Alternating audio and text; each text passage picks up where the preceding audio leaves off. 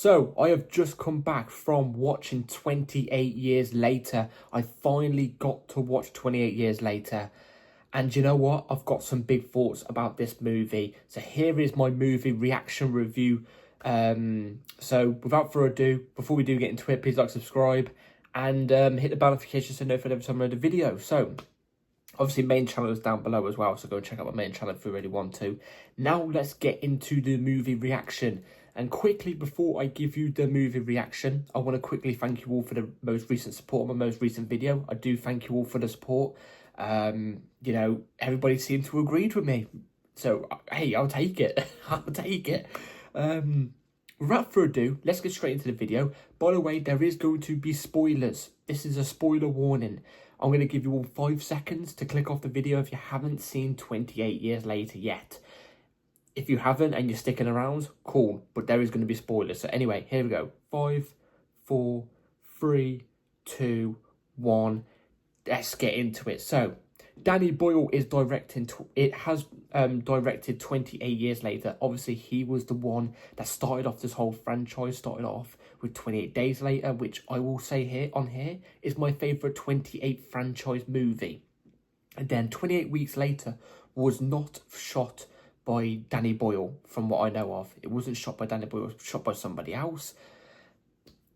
I'm going to go through, obviously, my order at the very end of the video. But this story, this movie was, I can't lie, Superman and 28 Years Later were my favourite type of movies this year. You know what I'm trying to say? My most anticipated movies this year. We finally get the 28 franchise back. You know what I'm trying to say? It's been a long time since we've had it. You could argue 28 Days Later was one of the best zombie movies of all time. You know what I'm trying to say? I wanted to feel that a little bit again, especially with Danny Boyle coming back to direct it. So there's a lot of anticipation with this movie. Superman, obviously, because of the comeback of DC, you know what I mean, a new era. These two were my favourite, were my most anticipated franchises, movies this year for me. I would probably slide it more towards 28 Years Later because we know of the 28 franchise. So I'd probably pull it out there. Did it exceed expectations? But I'll tell you at the end of the video if it did. I'm not going to spoil it yet or not. So this story follows a guy called Jamie, played by Aaron Taylor-Johnson. The mother called Isla, played by Jodie Comer, and the son called Spike, who was the main person in this movie, if you want to say that. Spike was the main person, played by Alfie Williams. This story is more towards, you know, there's a couple stories going on with this movie, a couple stories, and that's one of my problems. There's a couple bits of stories, you know, going on too much maybe at a time, but the main story was Isla was sick, was really, really sick, really, really under weather, and her son was really worried about, you know, his mom, and which is obviously Spike. And, you know, it takes you through the journey of Spike getting out there, because obviously they are trapped on this island. Well, not trapped on this island, they're safe on this island, and they have this massive like walkway going to the main island where all the chaos happens. You know what I'm trying to say? Because there's no chaos on the small island where they're safe, where the village is. It takes you all the way to the main island, and there's obviously this massive river where the tide comes in, and then, you know, you can't pass there. Like, otherwise the tide will bring you into the sea or something like that. I can't remember what it was. It takes you through a journey of Jamie and Spike, you know, teaching Spike how to, you know, kill the infected and stuff, and you know, him getting his first kill and stuff like that. You know what I'm trying to say?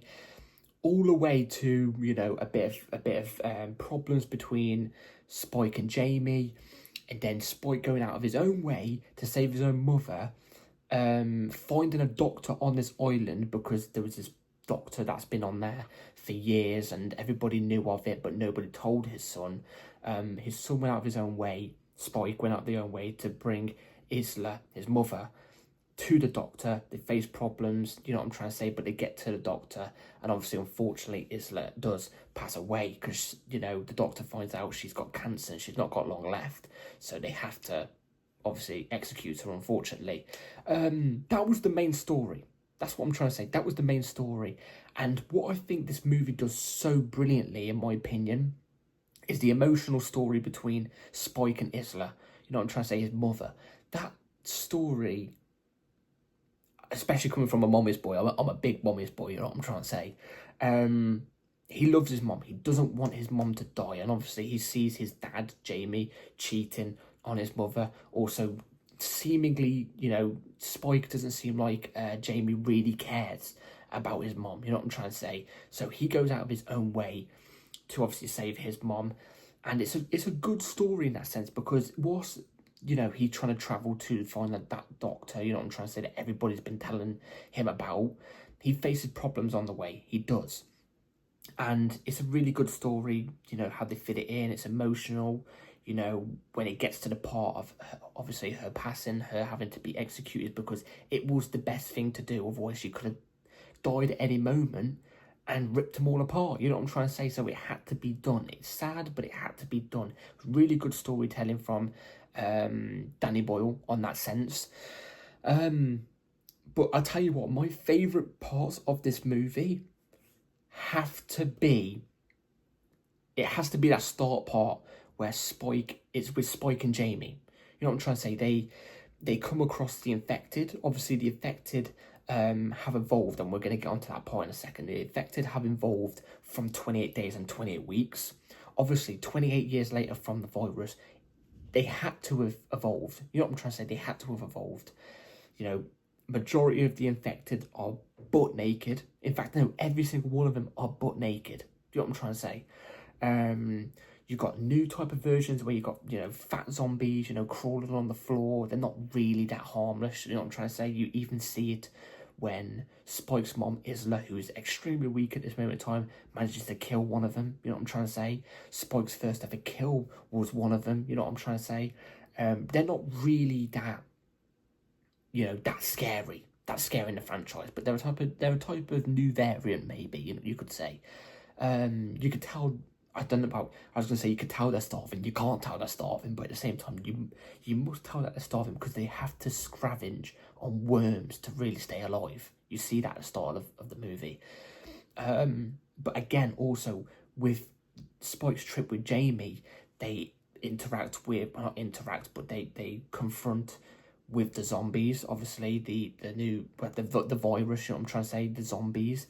The most terrifying part of this movie, which is with Jamie and Spike, is the bit where they see the zombies coming up on the hill. They're there in a line on the hill, and you see this massive figure of a zombie walking towards them. Not erratic like the others, just standing there. And the roar that this monster let out, you could tell he was different compared to the others. Obviously, we end up knowing that these infected are called the alphas, which I'm not guessing, I know, obviously, is something that has evolved with the virus. So it's an infected, but they're huge. It's like a steroid. They are huge, not in terms of size as well. And I'm not on about their downstairs part as well, because Jesus Christ, in the movie, you can't miss it. I wish I missed it, because look, I don't swing that way. Fair play if you do, but you can't miss it. Why? Why are they like that? You know what I'm trying to say? But I'm not on about in terms of size, in terms of, like, you know, strength, but in terms of their height as well. They're huge, absolutely huge monsters. They're far more intelligent, and you see that when Spike and Jamie get into the house that, you know, crumbles down in the end. He's waiting on that hill for them to come back. And then as soon as Jamie and Spike, you know, run past the tide, just before the tide comes in, you know, to try and get back home, the alpha knows that they're escaping. He follows their tracks and nearly gets to them. They nearly die. You know what I'm trying to say? The alphas were terrifying in this, and I saw a lot of criticism directed towards the alphas. You know, people saying, what's the point of this monster? Or, you know, this isn't good enough. Let's be frank here. If 28 years later was the exact same as 28 days and 28 weeks, it probably would have been way more boring. I'm happy they went in a different direction and showed a new variant, a new evolution in the variant of the infected. You know what I'm trying to say? It's a cool addition.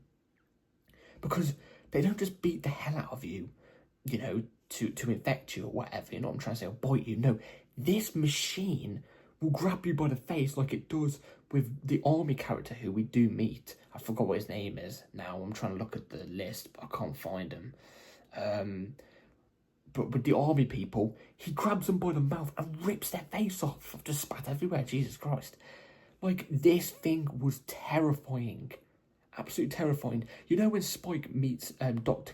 Kelson, yeah? Who is obviously the doctor that I was on about. After his mom passes away and they have to go in the drain, right? The Alphas should have not known they were in that drain because they're so much more smarter. He knew it was in there. And then when you think, obviously, you can't get in the drain and it walks off, it ends up nearly getting to Dr. Carson. That bit right there, scared me out of my pants. Absolutely scared me out of my pants. I was terrified. You know what I'm trying to say? Because it was just out of nowhere. The horror factor in this movie was amazing. I love the scenes where, you know, it's shot where, you know, the kid or Jamie's having a nightmare and, you know, it's like a red screen and it's like, you know, seeing night vision. You know when you put night vision goggles, it's all green, right? Instead, this time it was all red and you see the zombies and their glowing eyes and stuff, and it is absolutely terrifying. Absolutely terrifying. And I think this story did a really, really good job of that scare factor, because yes, the 28 years or days or whatever franchise you want to say is meant to be scary. Yes, it is meant to be scary, but it's also meant to be, you know, an action thriller in a sense. You know what I'm trying to say? Like an action movie where you're off your seat and you're wondering, you know, if something's going to happen. You know what I'm trying to say? And usually in those type of movies, you don't get that scare factor, that jump scare factor. In my opinion, I think this movie executes it perfectly. The jump scare factor, I thought was really, really interesting. There's times where in this movie you think, you know, they're not going to make it. You know what I'm trying to say? They're going to die. But they just managed to get through it. Or there's going to be times in this movie where you think, oh my God, they're going to make it. And they're not. They don't end up making it. You know what I'm trying to say? And it's a really, really interesting story that I really, really did enjoy. There's a couple of cons, though, in this movie that I have to bring up. What I will say is, visually, the movie, fantastic. I'm giving that to both Superman and 28 Years Later. Visually, CGI-wise, I don't even think CGI was even used in this movie, but visually, some of the shots, amazing. Yeah, like I said, I have to say that. Okay? My cons about this movie, I think there's too much dialogue that drags on a bit too long. I think there is a bit too much dialogue that drags on a bit too long, where they could have shortened it, made it short and snappy. I'm not expecting action every single minute of the movie. That's not what I'm saying, because I get it would get boring at some point. You know what I'm trying to say?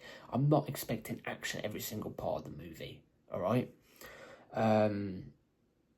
But I do think the dialogue was dragged out a bit too much. This movie was about it was about 2 hours and 20 minutes. I feel like that could have been shortened down maybe by 20 minutes, 15 minutes, because of the dragged out dialogue that we sometimes got in this movie. Either way then, I thought that was maybe a little bit of a problem. The second thing for me was, and you know what, this is a bit of a mix in my opinion between these two.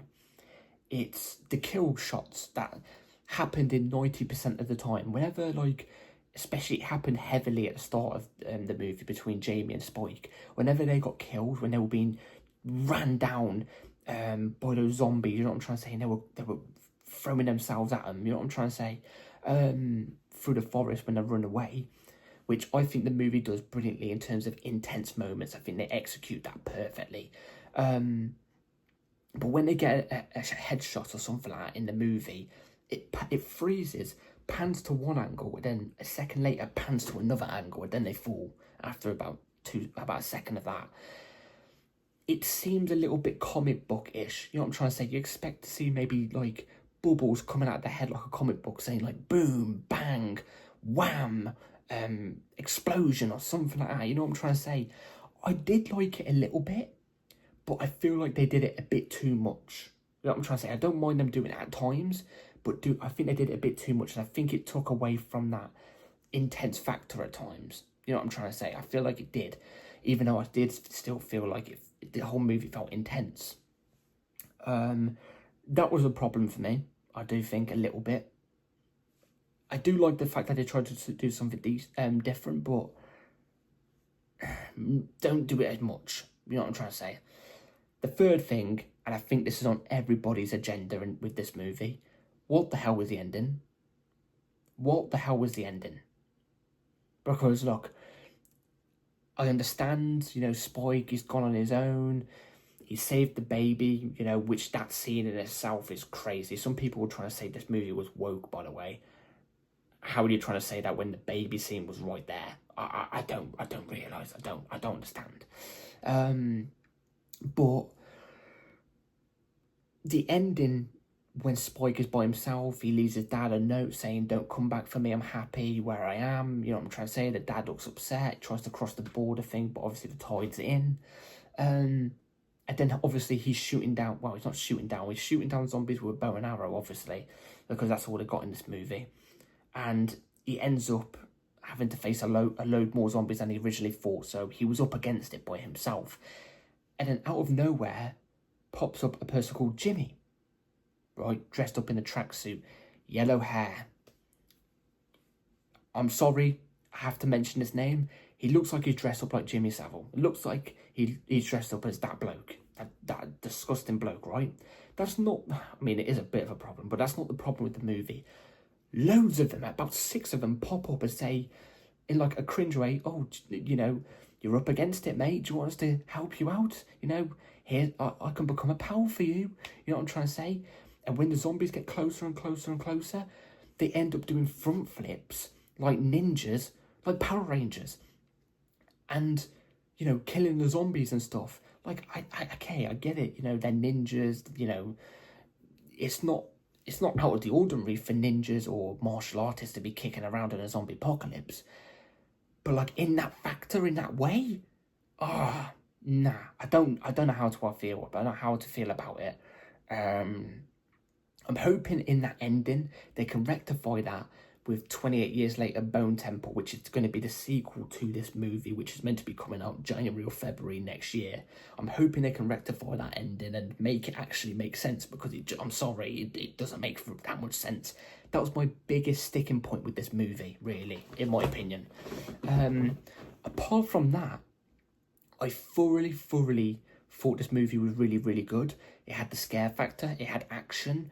You know, some of the dialogue, like I said, was useful information. If they didn't mention about the Alpha, then who knows what we might have been thinking. We might have been thinking that this guy is just a regular bloke that's somehow hiding with the infected, like a Walking Dead thing when they put the zombie blood on them and then they camouflage with it. You know what I'm trying to say? Like, what's going on? But I thought this movie was good. I'm looking forward to the sequel to this movie, 28 Years Later, Bone Temple. I am really looking forward to seeing the sequel. I've got to see, there was a lot of zombie scenes, yes, but like, I've got to see more scenes, for example, you know, in the dark, if that makes sense, because I don't feel like there was enough scenes in the dark at night, you know what I'm trying to say, where it gets proper frothy, you know what I'm trying to say. I need to see more scenes like that, because the very, very, very few times we got scenes in the dark in this movie, with the infected against, you know, the people, terrifying, honestly, really, really scary. Apart from that, I really, really did enjoy this movie. I'm going to rate it. Do I think it was better than Superman this year? No, but I'm going to give it a 7. I'm going to give it a 7 out of 10 for me. I thought it was a decent movie. I will be watching it again, hopefully one day. Within the 28 franchise, I would probably say my third favourite... No, I'll say my first favourite is 28 Days. Second, 28 Years. And then third, 28 Weeks. That's just my opinion for the movie. But yeah, the characters are interesting as well. You know what I'm trying to say? And I'm interested to see how they develop with this ending. I want to see more about these alphas. You know what I'm trying to say? I want to see more about these alphas. See if there's any more kicking around. So yeah, really interesting movie. Really enjoyed it. And let me know in the comments down below what you all thought about the movie as well. I'll be very intrigued to know. I'm trying to just think, is there anything else I haven't really mentioned about in this movie? Not really. I've got to be honest. So, that's it for today's video, guys. Let me know in the comments down below what you all thought about the video. And I'll see you on the next one. Take care.